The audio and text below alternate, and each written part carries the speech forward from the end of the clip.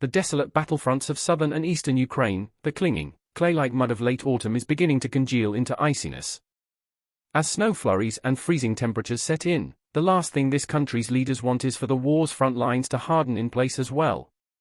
Any wintertime let-up in combat operations, Ukrainian officials believe, would give Russia's beleaguered army a chance to rest, regroup and try to seize momentum that has eluded Moscow's forces throughout more than 9 months of fighting.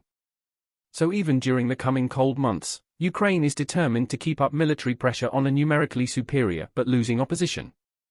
But it's cold. Damn cold, and things are only going to get worse.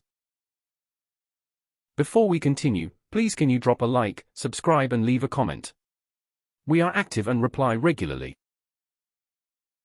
Russia understands this well, and its standoff campaign of bombarding the Ukrainian civilians into a wintry submission has been well documented.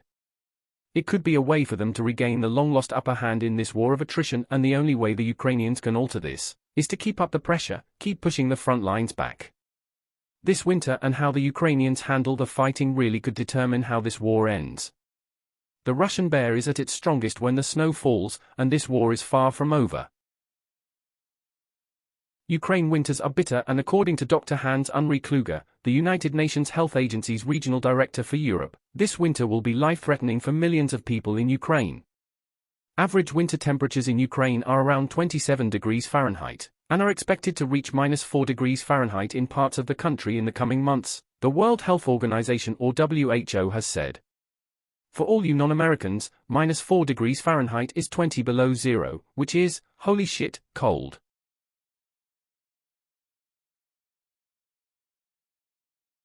So, what happens when the temperature drops, and you are trying to fight a war?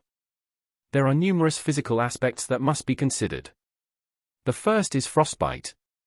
Fighting does allow you time to get warm or to necessarily prepare yourself when you are under fire or in extremely dangerous circumstances, and this is when frostbite can really kick in.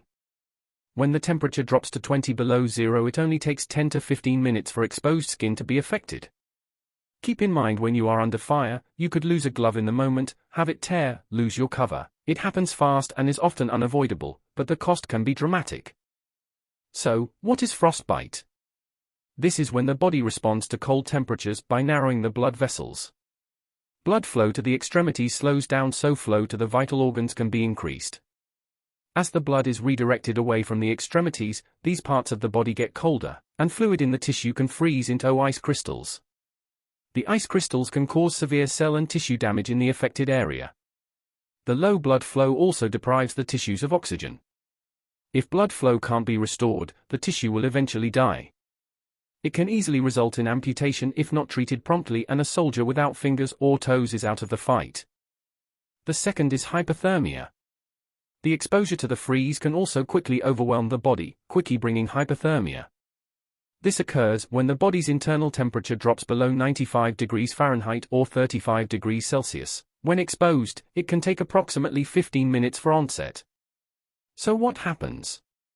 Initially, when you're exposed to the cold, you'll obviously shiver and try to warm your body up. That's your initial response. But as your body gets colder and colder, your response to the cold actually becomes less and less. You'll stop shivering, then your body temperature will start dropping at a more rapid rate. And if you think about your body as, I guess, an engine, as it gets colder it moves slower. Your mind thinks slower. Your heart moves slower. And as time goes on, you become confused. You can go into a coma. And your heart would go slower. Your blood pressure will drop.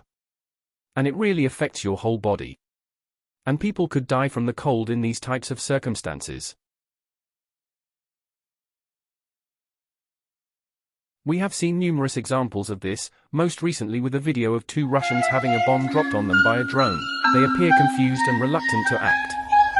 The result is that the bomb explodes, causing them unknown injuries, and despite the explosion they continue to just sit there. This is a clear case of hypothermia.